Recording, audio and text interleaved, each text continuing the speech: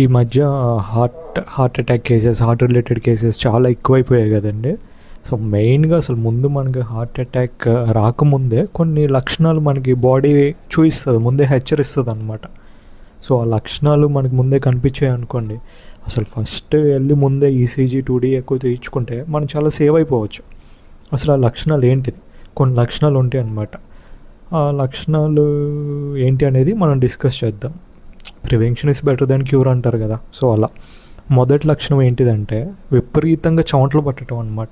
మీరు మామూలుగా కూర్చున్నా, ఏమంత పని చేయకపోయినా విపరీతంగా చెమటలు పట్టేస్తూ ఉంటాయి, ఒళ్ళు చల్లబడిపోతూ ఉంటుంది. అది ఫస్ట్ సిమ్టమ్, అది వన్ ఆఫ్ ద సిమ్టమ్. ఇంకా రెండోది ఏంటిదంటే ఫెటిగ్, ఊరికే అలసట, నీరసం, ఏం చేయరో, ఏమంత పెద్ద పని చేసేది ఉండదు కానీ ఊరికి అలసట, మైకం కమ్మినట్టు అలా ఉంటుంది. మూడోది ఏంటిదంటే డిజ్జినెస్ ఆర్ లైట్ హెడెడ్నెస్, అలా కళ్ళు తిరుగుతున్నట్టు అనిపించటము, ఒక్కసారిగా తల తిరిగేస్తున్నట్టు అనిపించటం, ఇది కూడా ఒక లక్షణం. నాలుగోది ఏంటిదంటే గుండె దడదడగా కొట్టుకోవటం, ఆందోళన, ఏదో అయిపోతుంది, ఏమైనా అయిపోతుంది ఏమైనా టెన్షన్ టైప్ ఆందోళన, పాల్పిటేషన్స్ అంటారు, అది కూడా ఒక లక్షణం.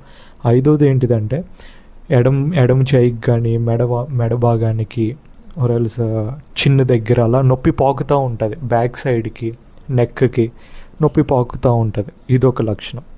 ఇంకోటి ఏంటిదంటే ఇండైజెషన్, కడుపు ఉబ్బరంగా అనిపించడం, బ్లోటింగ్ సెన్సేషన్ అనమాట, సరిగ్గా అరక్కపోవటము, ఏం తిన్నా కానీ అరక్కపోవటము, ఇది కూడా ఒక లక్షణం. సో ఈ లక్షణాలన్నీ మనము ఆబ్వియస్గా ఇంకా చెస్ట్ పెయిన్ అనుకోండి, అంటే సివియర్ పెయిన్ కాదు, ముందు హార్ట్ అటాక్ వచ్చే ముందు ఎలా ఉంటుందంటే ఏదో భారంగా నొప్పి ఉన్నట్టు, బరువుగా ఉన్నట్టు అలా ఉంటుంది. సో ఈ లక్షణాలన్నీ ఇట్లో ఒక 2-3 ఏమున్నా కానీ వెంటనే మనం ఈసీజీ ఆర్ 2D ఎక్కువ చేయించుకుంటే మనం చాలా సేవ్ అయిపోతాం.